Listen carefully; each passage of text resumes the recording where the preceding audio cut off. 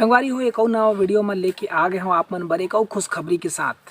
अभी कुछ देर पहले आप मन एक और खुशखबरी दे हो जो फ्री में फिल्म में दिखाए जाते हैं। अगर अभी तक वो वीडियो आप मन नहीं देखे तो फटाफट जाके देखो। और संगवारी गुड न्यूज़ ये है कि नागपुर में जन दर्शक मन है जिन मन हमेशा से कमेंट्स करते रहते कि नागपुर में हमार बोली भाषा के फिल्म छत्तीसगढ़ी फिल्म ला आप मन काबर लगा वो नहीं नागपुर के टाकीज में। तो आप मन बर भी खुशखबरी है।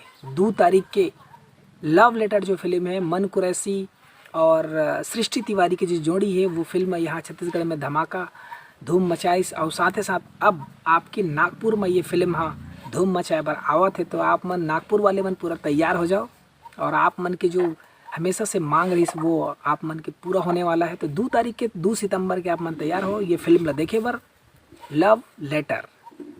ऐसने है अच्छा खबर बर नवा जानकारी बर आप मन हमारे चैनल के साथ जुड़े रहो।